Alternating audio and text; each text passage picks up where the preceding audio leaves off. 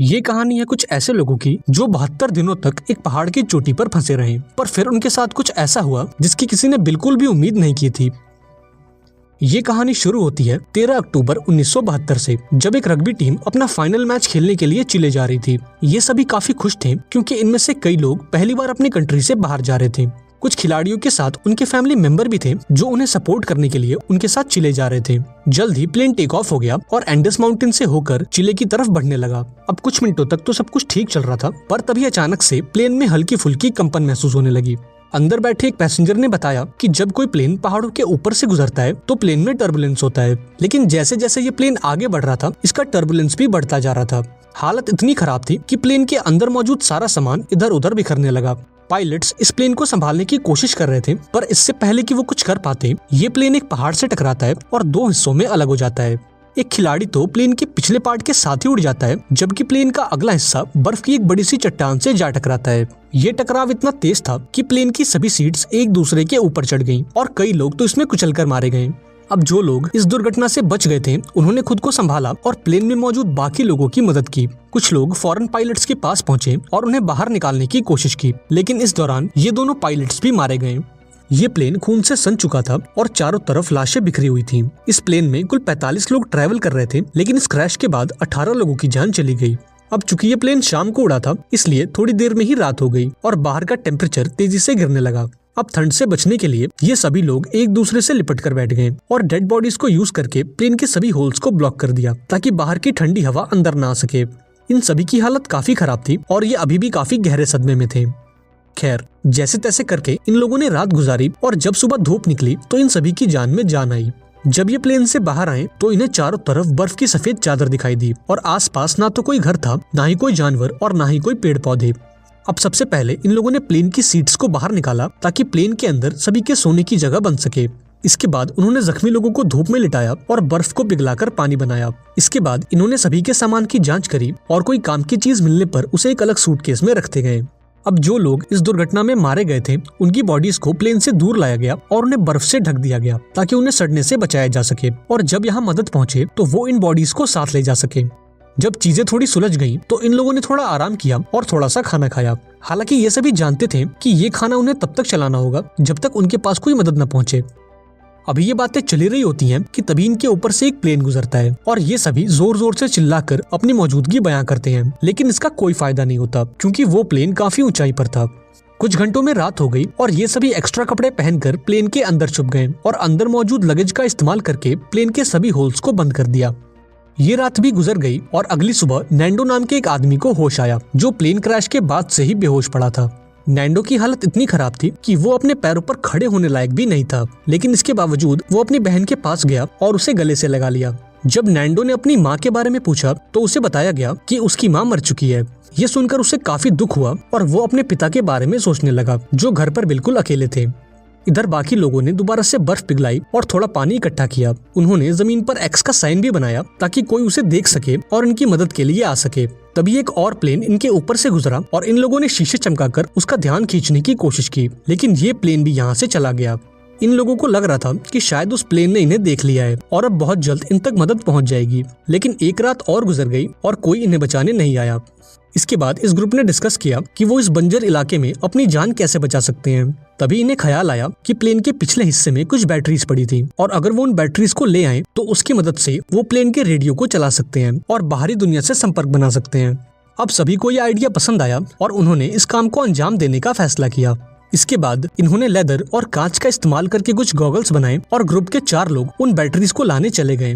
लेकिन थोड़ी दूर जाने के बाद जब उन्होंने वापस मुड़कर देखा तो उन्हें उनका प्लेन कहीं दिखाई नहीं दिया और अब उन्हें एहसास हुआ कि इतने सारे स्नो के बीच किसी को भी उनका प्लेन नहीं दिखेगा और शायद इसीलिए अभी तक कोई इन्हें बचाने नहीं आया।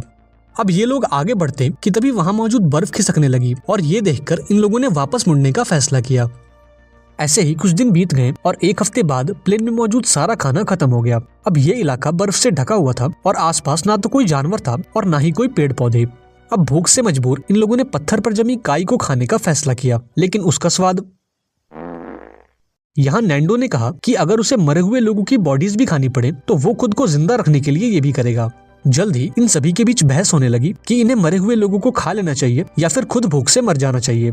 ऐसे ही वक्त गुजरता गया और वक्त के साथ साथ इनकी भूख भी बढ़ती गई। हाल ये था कि ये सभी अपने जूतों की लेस और सिगरेट तक खाने पर मजबूर हो गए, लेकिन इसके बावजूद भी इनकी भूख नहीं मिटी। ऐसे ही कुछ दिन और गुजर गए और भूख के चलते नैंडो की बीमार बहन मारी गई। अब मौत को इतने करीब से देखकर उन खिलाड़ियों में से एक, जिसका नाम कोको था, उसने अपनी फैमिली के लिए एक लेटर लिखा। समय गुजरता गया और इन लोगों ने जैसे तैसे करके खुद को 9 दिनों तक जिंदा रखा, लेकिन अब तक इनकी भूख इतनी बढ़ चुकी थी कि इनके दिमाग ने भी काम करना बंद कर दिया था और अब इनकी मौत इनसे सिर्फ एक कदम दूर थी। अब इनके पास कोई और चारा नहीं था, इसलिए इन्होंने उन डेड बॉडीज को खाने का फैसला किया। सबसे पहले 4 लोग प्लेन से बाहर गए और लाशों को काटकर खाने लगे और उन लोगों को खाता देख कुछ और लोगों ने भी अपना मन बदल दिया। लेकिन इसके बावजूद भी 5 लोग ऐसे थे जिन्हें अपनी मौत तक मंजूर थी, पर किसी दूसरे इंसान को खाना नहीं। अगले दिन से ये लाशों को दूर ले जाकर काटने लगे ताकि उन 5 लोगों को कोई भी तकलीफ ना हो। इसी दौरान उन्हें बर्फ में दबा एक सूटकेस मिला जिसके अंदर से एक रेडियो निकला। इन लोगों ने चीजों को जोड़कर एक काम चलाऊ एंटीना बनाया और उस रेडियो पर न्यूज सुनी। यहाँ उन्हें ये बात पता लगी कि सरकार ने उनकी खोज में कई रेस्क्यू ऑपरेशन चलाए थे और लगभग 66 हवाई जहाजों को इनकी तलाश में भेजा था। लेकिन इतनी कोशिशों के बावजूद जब इन लोगों का कोई अता पता नहीं था तो सरकार ने इन्हें मरा हुआ घोषित कर दिया। अब ये खबर सुनकर ग्रुप के सभी लोगों की हिम्मत टूट गई और उनके जिंदा बचे रहने की सारी उम्मीद मिट्टी में मिल गई। अब उन बचे हुए 5 लोगों में से 4 लोगों ने भी मांस को खा लिया, क्योंकि वो ये जान चुके थे कि अब कोई उन्हें बचाने नहीं आएगा। यहाँ ग्रुप के 3 लोगों ने दोबारा से उन बैटरीज को लाने का फैसला किया ताकि वो उसका इस्तेमाल करके बाहरी दुनिया से संपर्क बना सके और उन्हें बता सके कि वो अभी भी जिंदा हैं। इसके बाद ये 3 लोग प्लेन के पिछले हिस्से को ढूंढने निकल पड़े और कई घंटों तक चलने के बाद इन्हें प्लेन के कुछ टुकड़े मिले और साथ ही उस खिलाड़ी की लाश भी मिली जो क्रैश के वक्त इनसे बिछड़ गया था। उन्होंने उसकी लाश को दफना दिया और अपना सफर जारी रखा। घंटों की चढ़ाई के बाद ये सभी काफी थक चुके थे और उन बर्फीली हवाओं के चलते इनका सांस लेना भी मुश्किल हो रहा था। जल्दी रात हो गई और इन लोगों ने एक चट्टान की आड़ में छुपकर रात गुजारने का फैसला किया। अगली सुबह जब इनकी आंख खुली तो ये सभी बर्फ से ढके हुए थे और इन तीनों की हालत काफी खराब थी। इनमें से एक की तो आंखें तक जम चुकी थी और बाकी दोनों अपने पैरों पर खड़े होने लायक भी नहीं थे। अब इनमें आगे बढ़ने की ताकत तो बिल्कुल नहीं थी, इसलिए ये सभी प्लेन के मलबे में बैठकर वापस लौट आए। इन लोगों को खाली हाथ देखकर पूरे ग्रुप में उदासी छा गई और उस आखिरी बंदे ने भी इंसानी मांस खा लिया और अपनी किस्मत को कोसता हुआ सो गया। ऐसे ही दिन गुजरते गए और इन लोगों ने जैसे तैसे करके खुद को 17 दिनों तक जिंदा रखा। लेकिन यहाँ बुरी बात ये थी कि पिछले 5 दिनों से बाहर का मौसम काफी खराब था। अब इस तूफान से बचने के लिए सभी प्लेन के अंदर बैठे होते हैं कि तभी एक बड़ा सा तूफान इस प्लेन को बर्फ से भर देता है और अंदर मौजूद सभी लोग बर्फ के नीचे दब जाते हैं। अब जो लोग ऊपर रह गए थे वो इस हादसे से काफी घबरा गए, लेकिन फिर उन्होंने खुद को संभाला और बर्फ को खोदकर अंदर दबे लोगों को बाहर निकाला। अब सभी लोग तो समय रहते बाहर आ गए, लेकिन एक औरत बर्फ में काफी नीचे दब गई थी और दम घुटने से उस बेचारी की मौत हो गई। लेकिन अभी ये लोग इस हादसे से उबर पाते कि तभी एक और तूफान आता है और ये सभी दोबारा से बर्फ में दब जाते हैं। ये तूफान इतना तेज था कि कुछ लोगों की तो मौके पर ही मौत हो गई। अब अंदर फंसे लोगों ने फटाफट से एक छेद बनाया ताकि उन्हें थोड़ी ऑक्सीजन मिल सके। ये लोग हाथ जोड़कर सिर्फ यही प्रार्थना कर रहे थे कि अब इनके ऊपर और बर्फ ना गिरे, वरना ये सभी हमेशा के लिए यहीं दबकर रह जाएंगे। कुछ घंटों बाद इन्होंने खुद को संभाला और कुल 8 लाशों को इकट्ठा करके उन्हें एक कोने में रख दिया। अब 18वें दिन तक इन्हें अंदर दबे पूरे 2 दिन गुजर चुके थे और इन 2 दिनों के बाद इनका भूख से बुरा हाल था। अब जिंदा रहने का सिर्फ एक ही रास्ता था कि वो अंदर मौजूद लाशों का मांस खा लें, लेकिन ऐसा कर पाना इन सभी के लिए काफी मुश्किल था क्योंकि ये सभी लाशें उनके अपनों की थीं। अब ये सब देखकर नुमा नाम के इस लड़के को काफी गुस्सा आया और वो प्लेन की खिड़की को तोड़ने लगा। इस दौरान कांच का एक टुकड़ा उसके पैर में घुस गया, लेकिन इसके बाद भी वो रुका नहीं और बर्फ में छेद करता गया और 2 दिनों की कड़ी मेहनत के बाद उन्होंने एक छेद बना लिया जिससे वो सभी बाहर निकल गए। अब बाहर आकर ये सभी इतने खुश थे मानो ये अपने घर पहुंच गए हों। इन्होंने जिंदा बचे रहने की खुशी मनाई और फिर बर्फ को खोदकर प्लेन को बाहर निकालने लगे। इस दौरान नुमा ये नोटिस करता है कि उसके पैर में जो चोट लगी थी उसमें अब कोई दर्द नहीं है, क्योंकि बर्फ ने उसके घाव को सुन्न कर दिया था। हालांकि उसने इस पर ज्यादा ध्यान नहीं दिया और बर्फ को खोदना जारी रखा। अब आसमान में सूरज निकला हुआ था, इसलिए उन्हें बर्फ को खोदने में ज्यादा परेशानी नहीं हुई और कुछ घंटों में ही प्लेन बाहर आ गया। अब धूप काफी अच्छी थी, इसलिए वो सभी प्लेन के पिछले हिस्से को ढूंढने की सोचने लगे, लेकिन इन्हें कोई आइडिया नहीं था कि वो उन बर्फीली रातों का सामना कैसे करेंगे। अब इनके पास कोई और ऑप्शन नहीं था, इसलिए इन्होंने थोड़ा और इंतजार करने का फैसला किया, क्योंकि गर्मियों का मौसम आने वाला था और उस दौरान इस चढ़ाई को करना थोड़ा आसान होगा। देखते ही देखते 34 दिन गुजर गए और अब मौसम पहले से थोड़ा बेहतर हो गया। अब जो लोग पहली बार प्लेन की तलाश में गए थे उनकी तबीयत अभी तक खराब थी और वो दोबारा से चढ़ाई करने की हालत में तो बिल्कुल नहीं थे। अब कुछ घंटों बाद एक और बुरी खबर ने दस्तक दे दी। इन्हें ये बात पता लगी कि कोको के फेफड़ों में पानी भर चुका है और वो जल्द ही मरने वाला है। इन लोगों ने उसे बचाने की काफी कोशिश की, लेकिन कोको भी मारा गया। इसके बाद इन लोगों ने उसकी बॉडी को दफना दिया और उसके लिखे हुए लेटर को संभाल कर रख लिया। ऐसे ही 2 दिन और गुजर गए और 36वें दिन ग्रुप के 4 लोगों ने ऊपर चढ़ाई करने का फैसला किया और इन 4 लोगों के नाम थे रोबर्टो, टिनटिन, नूमा और नैंडो।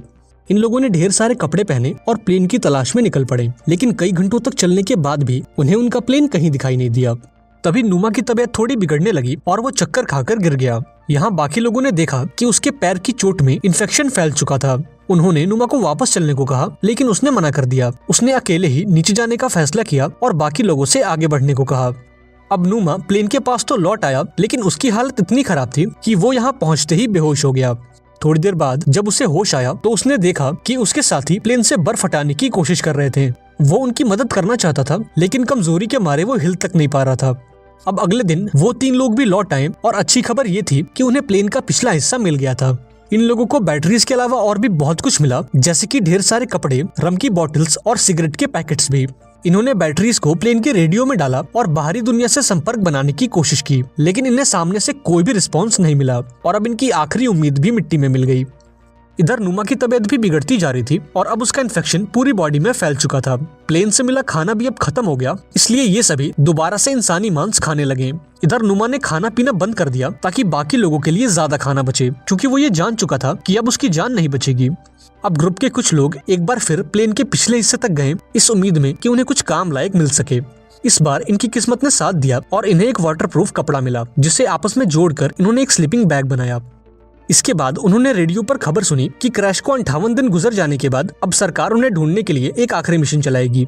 ये खबर सुनकर सभी में दोबारा से जान आ गई और जिंदा बचे रहने की एक छोटी सी उम्मीद मिली। यहाँ कुछ लोगों ने कहा कि हमें यहीं रुककर उनका इंतजार करना चाहिए, जबकि बाकी लोगों ने कहा कि अगर वो यहीं रहें तो कोई भी उन्हें देख नहीं पाएगा। उस रात नूमा की तबीयत बिगड़ने लगी, इसलिए उसने सभी से कहा कि जब वो मर जाए तो वो उसकी लाश को खाकर जिंदा बचे रहें। कुछ घंटों बाद ही नूमा की मौत हो गई और इन सभी को उसके पास से एक लेटर मिला। लेटर में नूमा ने लिखा था कि वो बहुत खुश है कि वो अपने दोस्तों के बीच मरा, क्योंकि उसे इससे अच्छी मौत नहीं मिल सकती। अब नूमा का ये लेटर पढ़कर सभी के अंदर एक अलग सा जोश आ गया और ग्रुप के 3 लोग दोबारा से मदद की तलाश में निकल पड़े। और ये 3 लोग थे रोबर्टो, टिनटिन और नैंडो।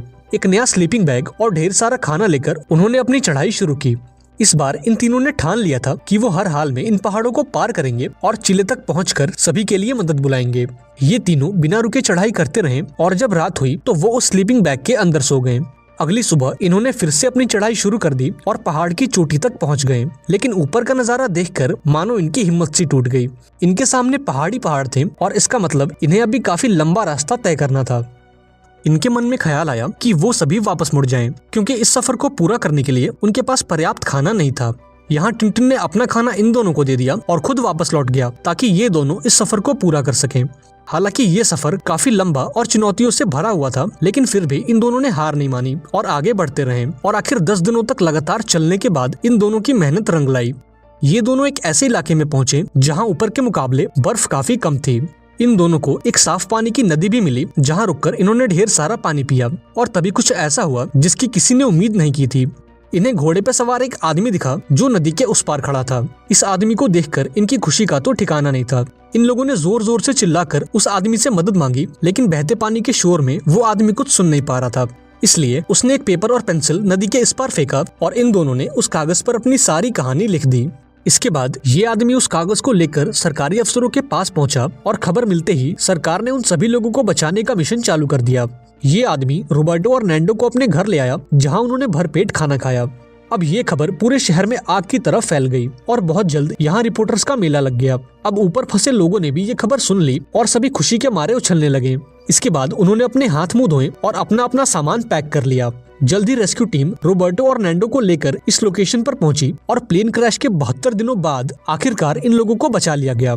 इसके बाद इन सभी लोगों को शहर लाया गया, जहां ये लोग अपने परिवार वालों से मिले। अब इन सभी लोगों को हॉस्पिटल में एडमिट किया गया और शहर के सभी लोगों ने इनका हीरोज की तरह स्वागत किया।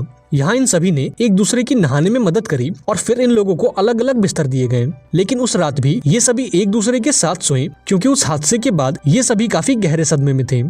कहानी के एंड में हमने जाना कि उस प्लेन में कुल 45 लोग ट्रैवल कर रहे थे, जिसमें से केवल 16 लोगों की जान बच पाई।